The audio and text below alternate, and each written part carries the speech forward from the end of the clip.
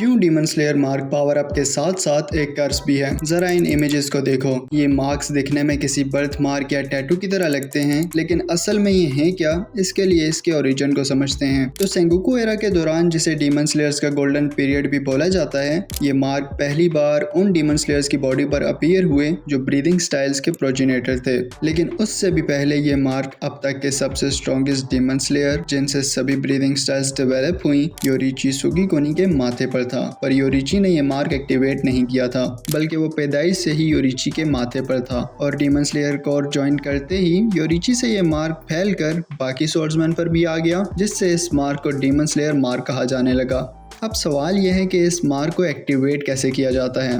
तो demon slayer mark को awaken करने के लिए एक लाइफ थ्रेटनिंग कंडीशन में सरवाइव करना होता है, स्पेसिफिकली जब बॉडी का टेम्परेचर 39 सेल्सियस से ज़्यादा हो और साथ में दिल की धड़कन 200 बीट्स पर मिनट से ऊपर हो। इसके अलावा एक और कंडीशन ये है कि किसी ऐसे इंडिविजुअल से कॉन्टैक्ट करना जिस पर यह मार्क पहले से है। इसकी एबिलिटीज की बात करें तो पहली एबिलिटी है ब्राइट रेड नेचरिन स्वॉर्ड। अब एक डीमन स्लेयर मार्क के साथ किसी भी स्वॉर्ड को पकड़ते ही वो एक ब्राइट रेड कलर में बदल जाती है। ये स्वॉर्ड इंटेंस हीट प्रोड्यूस करने लगती है, जिससे अटैक करने पर डीमंस की रिजनरेशन एबिलिटी बहुत ज्यादा स्लो हो जाती है। सेकंड है फिजिकल एबिलिटीज का एनहांस होना। इससे डीमन स्लेयर की स्ट्रेंथ और स्पीड एक्सपोनेंशियली इंक्रीज हो जाती है, जिससे वो डीमन स्लेयर अपर रैंक के डीमंस को भी टक्कर दे सकते हैं। अब ये कहा जाता है कि इससे पावर 100x हो जाती है, पर मेरे ख्याल में इतनी लंबी छोड़ना सही नहीं है। 100x थोड़ी एग्जेजरेशन हो जाएगी। स्पीड में हम नोटिसेबल डिफरेंस नोटिस कर सकते हैं, स्पेशली मोइचिरो और ग्यूको की फाइट में, जहां मार्क के एक्टिवेट होते ही मोइचिरो और मित्सुरी की स्पीड भी इनहेंस होती है